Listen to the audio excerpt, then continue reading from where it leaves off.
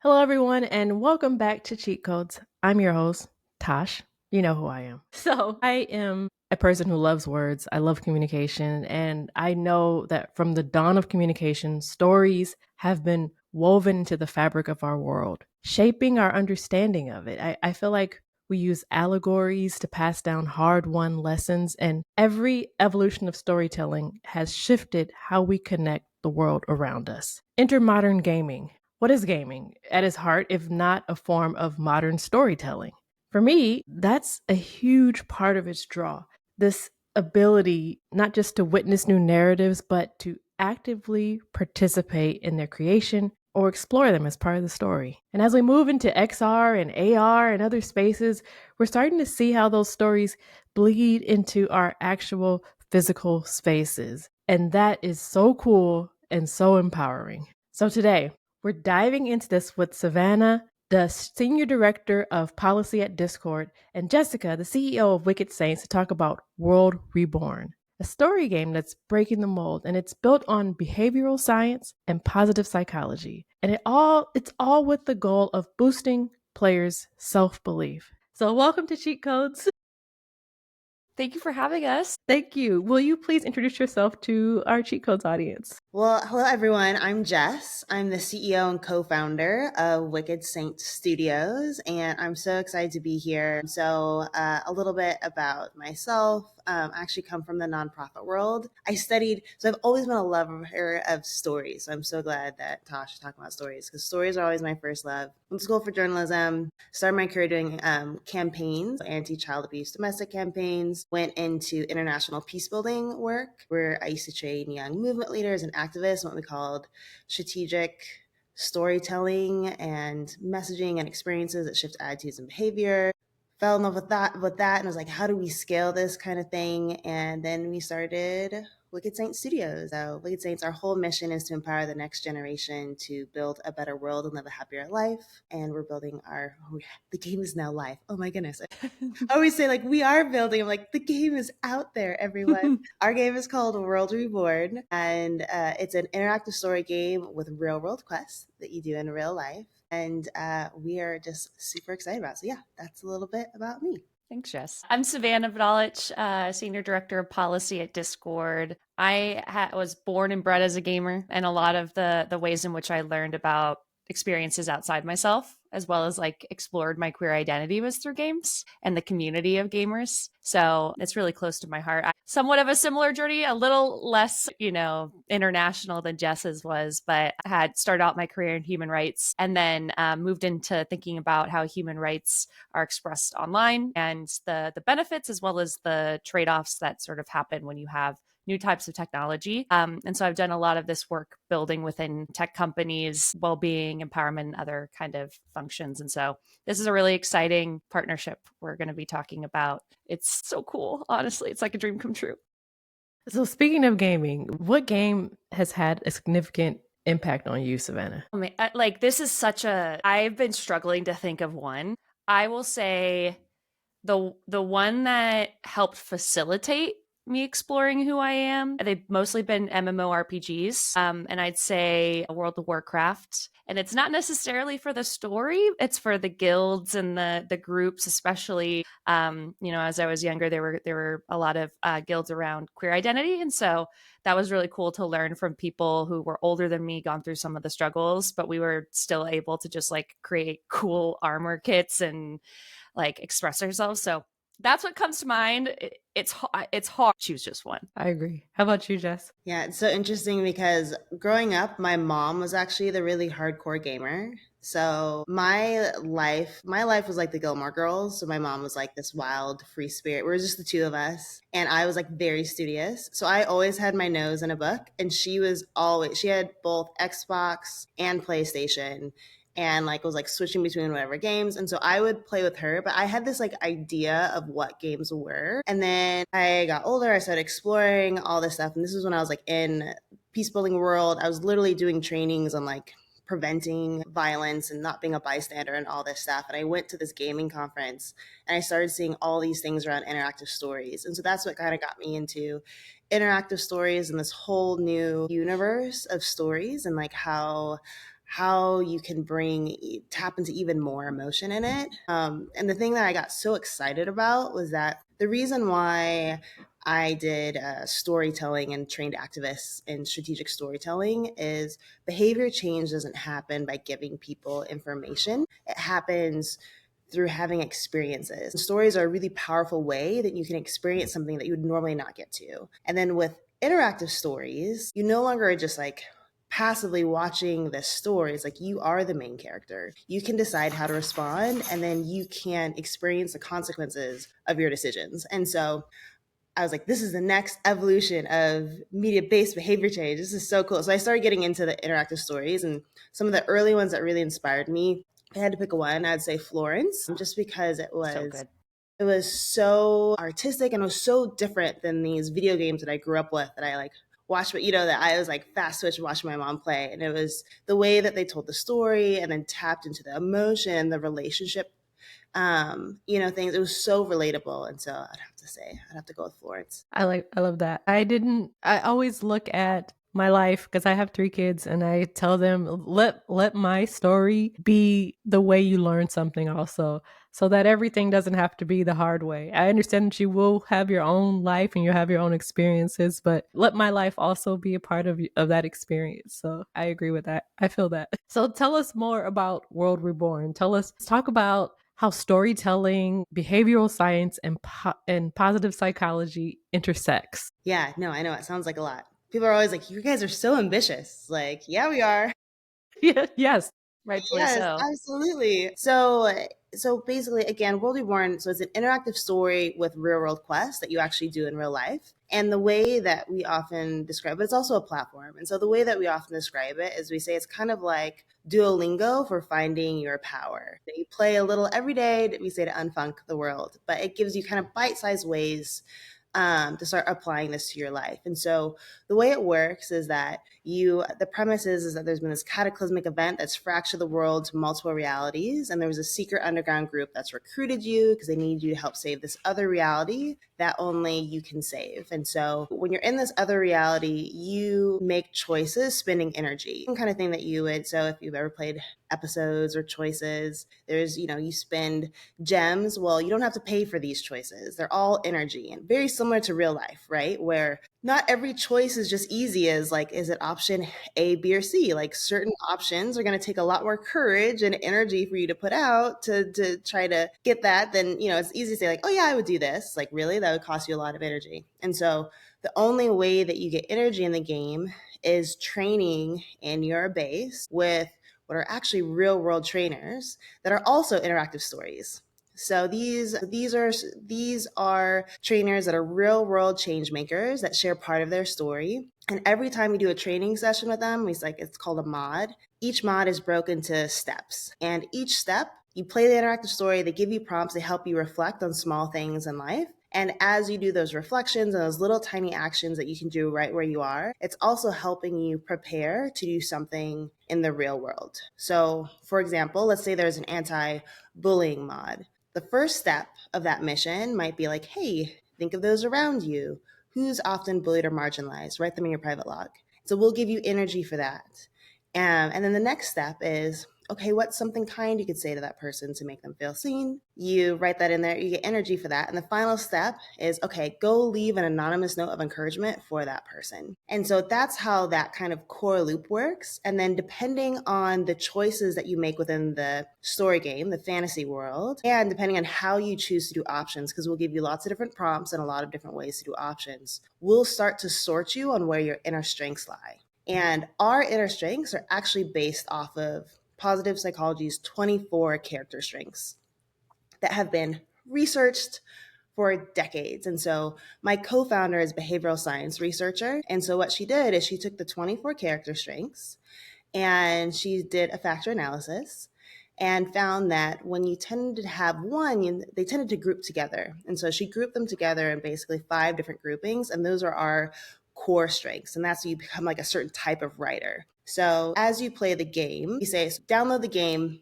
start to play. It's going to take us 7 days of you playing for us to figure out where your core strength is. But after the first day, we'll be able to sort you on what we call our writer traits. And writer traits are basically 1-to-1 for the character strengths.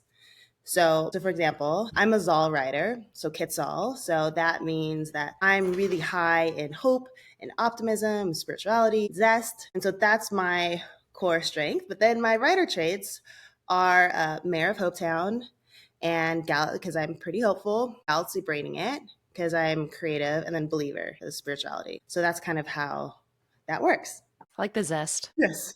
Zest in our game is called, what is it? I think it's like Ultimate Aura or something like that. I like that. I got some ultimate aura for you. Yeah. Yeah, for sure. So we're in such a different space now. Usually we think about growing up, or maybe not you, Jess, but I know growing up, my parents were always like, well, if you could know your homework like you know the video game, it's always like the video game was something, it was something that I enjoyed, and it was a third space for me, especially as being a person who was completely an introvert. Knowing that gaming is a third space for many people, what led you into leaning into that for World Reborn? Yes. So what ended up happening, because people are always like, how did you make the jump from like training peace builders in war-torn countries to gaming? And I'm like, if you actually took the journey with me, it would make 1,000% Right. sense. Because basically what we found was that we were trying to activate young people to do things in the real world, which is really hard to do. It's really hard to mobilize people to do something in the real world.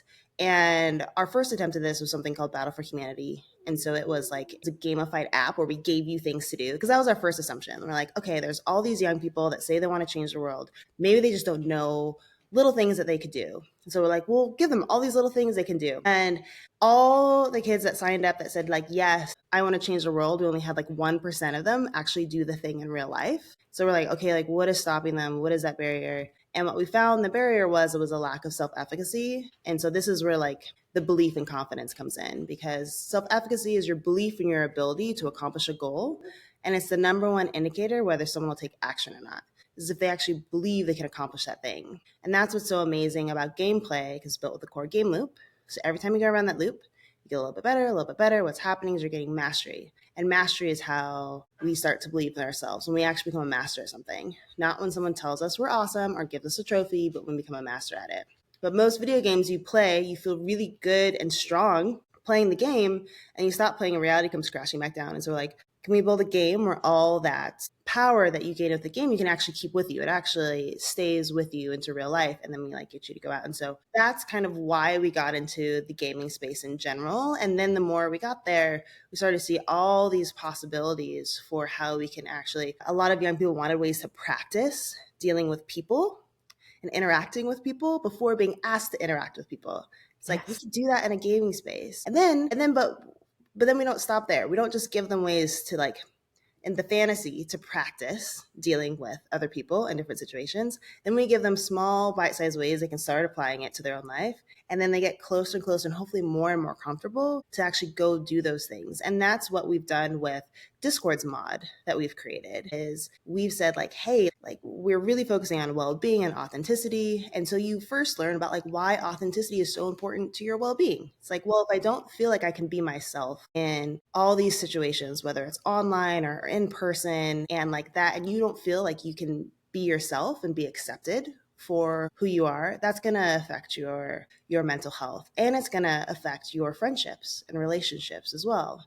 And so this is like one of the core things that we do with Discord, and why we're partnering with Discord is within the mod, we give you ways to practice, all these ways of practice, and then we start kind of pushing you to actually do it in Discord, which is real life. It's real friendships, especially for a lot of these young people. Yeah. And if I could add just to the third space piece, we've definitely found gaming as a whole becoming a third space. And it's one of the reasons why Discord's been so successful. We're the place where people come to talk before, during, and after playing games. And they make a lot of friendships, have a lot of conversations. According to our own research, we found that equal roughly equal amounts of people have conversations around their mental health and well-being online and in real life. And so again, that distinction is kind of going away for younger and younger audiences. There's no like, oh, online versus offline. But gaming in particular, whether it be video games or games that people have been playing for generations, like card games, it's a great way to socialize, and it can be a really great way to start conversations about things you may not feel otherwise comfortable because you've built sort of trust in the playfulness, So it's one of the main reasons why, it's so cool to see what World Reborn is doing in terms of building that mastery, having fun, and practicing. And that practice can be hard and overwhelming to do. So to gamify it is such a clever way to see, how else can we find these people and reach them where they're at and give them those tools. So we're really stoked for it. Can you tell us a little bit more about Discord's involvement in this, and also what excites you about the partnership? Oh, yeah. So we had, about a year or so ago, we had met Jess, and she had been telling us about the game. And for us, for Discord, I mean, if we are the social layer of gaming where people are talking while playing games, then we should also talk about the benefits of gaming, especially for well-being. It's used for stress relief. It's used for practicing, conversations. It's used to understand experiences that are not your own lived experience and building empathy. As well as address the negative. And so we try to do both there, but it felt really cool to think about how can we leverage a game to have these conversations, build skills with young people, and build pro-social behaviors. And so, when we heard that Jess was making the game, like, of course we wanted. I mean, I imagine that the easiest way to talk to other people that are playing games would be maybe having your community on Discord, which is part of World Reborn, World Reborn's plan. But in terms of the game itself, we've been doing a lot of work with young people, Gen Z, meeting with them to understand what do you think is important to you and what do you expect from a service like Discord's. And we had made a teen charter last year, and one of the big areas that was important to them is authenticity. And so it felt like a coming together of, okay, so what does it mean to show up authentically? What needs to be preconditions to do that? How do we help people to set up sort of the best start, middle, and end to be able to go through with that? So it just made so much sense. Let's make a game of it. That there's no better way to reach people that are playing games than using a game. That's very true. And so that and the thing that excites me is just the potential creativity and what will come from these young people testing the game out and practicing, including on Discord. I think there's just so much creativity there. And so I'm stoked to see what the results are in terms of like the impact on young people's lives. I'm always blown away by the younger generation now because I have a high school senior.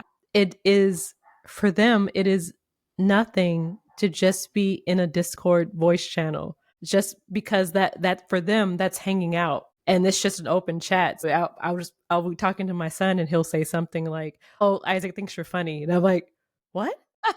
Because there's a voice chat that's just open. It's just there. It is such a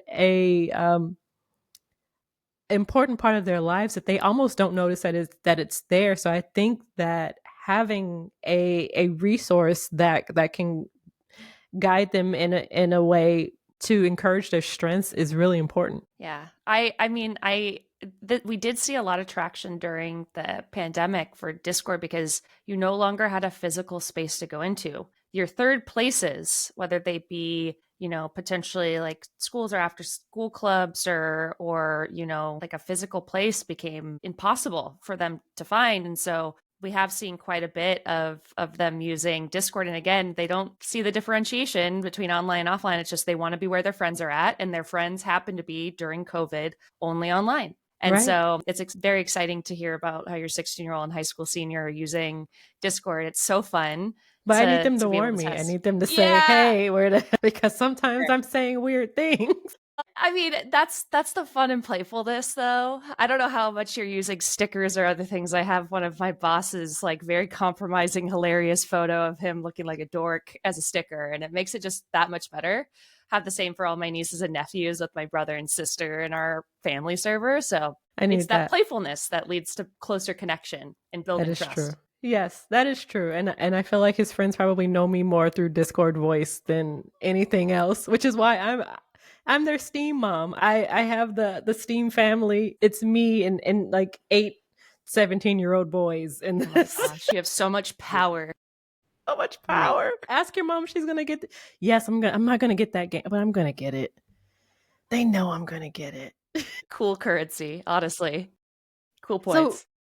speaking of just kind of leaning into the spaces that we know people are in, how I'm trying to figure out how to phrase this because I find it fascinating that World Reborn does not try to influence players to make a certain type of life, but encourages them to build on their strengths. So I want to talk more about that. Can you tell me more? Yes, absolutely. So, actually, one of our company values at Wicked Saints is being a nonconformist. So, that means just like we're going to challenge authority and the status quo all the time. And we see a lot of beauty in difference. We think that difference should be highlighted and celebrated. And it's one of the things that makes things better. Literally, my co founder and I are so opposite, so different. And anything we do together is exponentially better than something that we've tried to do on our own. And I think, there's so much pressure today, especially with like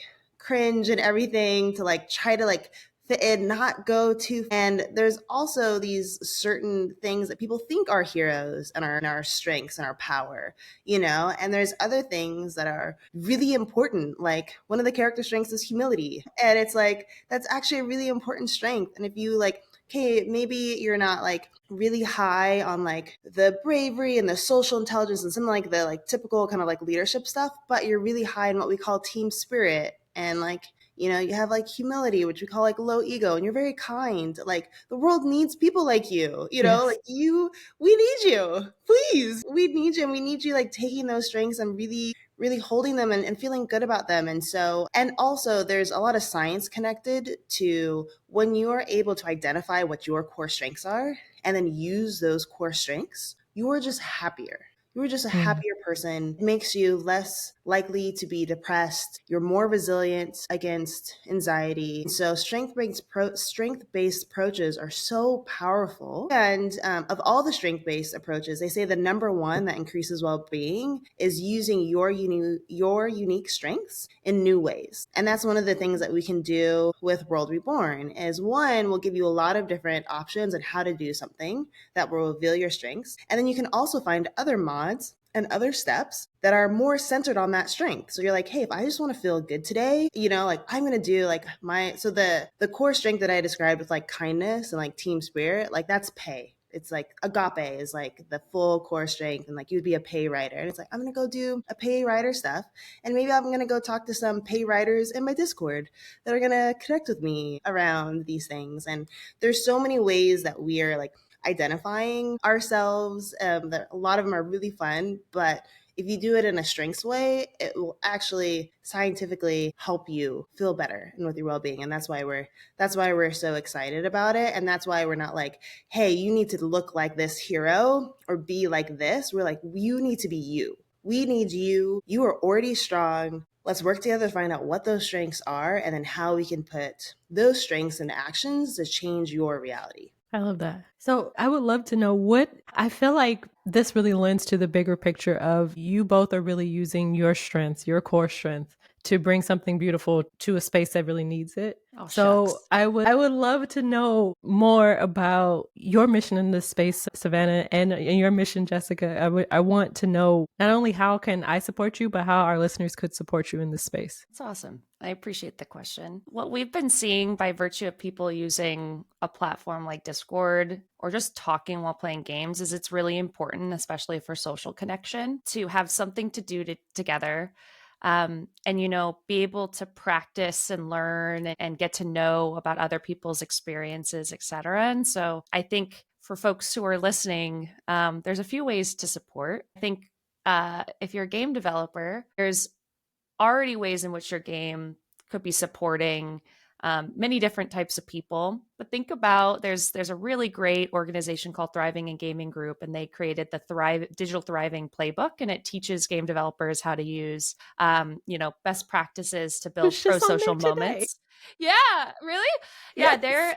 they're really incredible, and it's made by all these game developers across different companies like Riot and Epic and Blizzard. And I think that it doesn't need to be like a forced like edutainment moment. It could just be very natural. And so I really recommend thinking about how do you build in those intentionally while still making it kind of effortless, those kind of pro social, skill building moments. Second is, I think if you are showing up in this space, like peer to peer mentorship or mentorship with other, younger audience is so important. So share your experiences, please provide an open ear, because often, you feel a little disarmed in terms of like, you feel a little more vulnerable when you're able to play and be with other people. And so just show up for other people in that moment. And there are resources for that. And then lastly, I would just say that I think our ultimate mission, one of the many things we're trying to do at Discord, but for my team and my focus is how do we build, games that can help people thrive? How can we build games or, game adjacent experiences that can give you skills for the future, can get you a career in the future, that showcases to those skeptical parents that are like, please no video games, around like, well, if I play this video game, I could be better at surgery. Yes. Or if I play this one, I could learn more management skills. Or this one teaches me about an experience that happened historically that I would never experience as the person I am, So I think that that's our mission. And I think if there's just more people who are celebrating those moments with us, we can also change the stigma around games too. Jess is doing the dang thing though, building the game.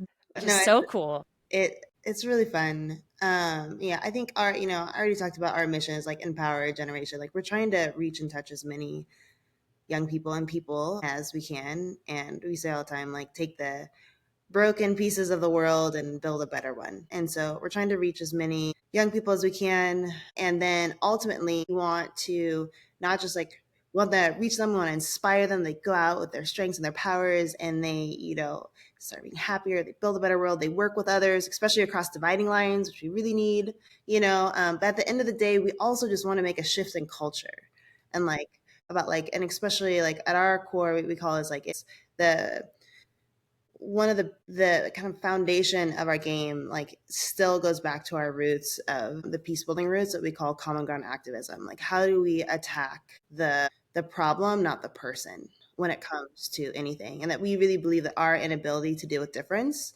stops us from making progress in every issue we face, whether it's the environment, whether it's equality, whether it's poverty. We have to be able to collaboratively problem solve in order to work together. And we often need the very people that we think are part of the problem or our opponents in order to make sustainable change. Otherwise, what happens is the pendulum just swings whoever's in power. And so we're like, we want to give young people the tools to be able to go across those lines of difference, because we're not going to be able to all build our own little worlds and our own little platforms. Like we need each other. And at the end of the day, like part of what I've said, like being a Zol writer, a writer is basically we say is someone that protects others without hurting anyone. And it's inspired basically as like the reemergence of the freedom writers. If you're familiar with segregated South back in the 50s and 60s, they were white and black activists that came together and they sat together in buses and sat together in restaurants. And that's a spirit that we really want to resurrect, is that spirit of like having each other's back and just coming together, and like that we can be different and we can disagree and we can build a better world, and we can stop violence, whether that violence is physical, emotional, or structural in the sense of oppression. So at the end of the day, we want to change culture and impact and empower a ton of young people. We see ourselves as like fairy godmothers and like they're the heroes. And so I think, and we're also trying to make a case that like there is an audience for games like this. It's very hard to raise money. We are a venture-backed game. It's very hard to raise money. Like, where's the audience for this game? And so I think the audience could really help us really by promoting World Reborn. If there are young people in your life, or if you know teachers or anyone that you think would benefit from a game like this, please share it with them, have them try it out, and then give us feedback, because it's new, it's innovative, which means that we have a lot of learning to do. And we would love their feedback so that we can make it bigger and better. The game right now is, we call it a teaser launch. It's only going to be out for a limited time, 8 weeks. And we want to take all of our learnings and take it into our grand launch that we're looking at the end of 2025. Yeah. I love that. I've always felt like I am a change maker, and I've always felt empowered in the spaces I'm in. But conversely, I've always wished that I could share that feeling with other people. And I didn't have the right question to ask. So I do appreciate a game like World Reborn that asks that question: how can this be contagious? And so that it means a lot to me. So you're speaking to my heart, and I appreciate that. So and you reminded me of something as well. So another ask of ours is we're featuring real world people within our game. So Natalie, the Mayhem Mermaid, is the face, and her, not just the face, her story and her experience and insight is core to Discord's mod. And then we have a couple professional athletes that are going to be featured on the game with their story around how do you support women in sports at the top level to the itty bitty level. And then we have 4 inner city Boston kids who are sharing their stories. I have a rural Southern Oregon kid, that's going to do stuff around education and reading with young boys, because boys are falling behind girls in education. We have one around misinformation with Black Girl Gamers. Jan is on there. I can't believe I almost forgot to mention that. Jan is featured in the game. So she has one around misinformation. Check our sources. We could all learn some lessons on how to stay awake on that. And then we have an Air Force vet who's also talking around his jumps into shame and cancel culture and going more into the science and the research behind what happens when we have an open hand instead of a pointed finger. It's blaming and shaming people for their behavior. It doesn't actually make them change their vote, or their behavior, it actually pushes them to extremism. So at the end of the day, game, yes, but we also want it to be a platform where it could uplift other voices and stories and of experience that I haven't even thought of yet. And so if you are someone, or if you have, we also feature nonprofits too. So we have Starlight Children's Foundation that we're partnering with within the game. Great organization. One of the things you do is you write kind notes to hospitalized kids. So if you also have an organization and you have an expertise in something, if everyone just did this one little thing, it would make the world a better place. Come talk to us. We'd love to feature you in our game. Thank you. Thank you so much. So where can our listeners find World Reborn, and what's another good way for them to get involved in the community? Okay.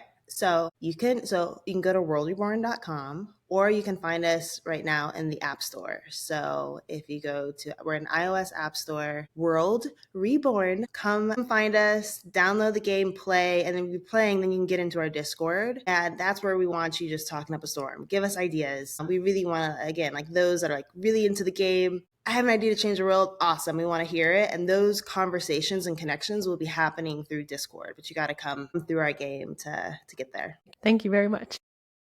Thank you for having us. Thank you. So thank you everyone for tuning into Cheat Codes. Thank you so much, Jess and Savannah, for talking with me today. It really meant a lot to me and just really made me feel like we're headed in the right direction. So I'm your host, TaSh.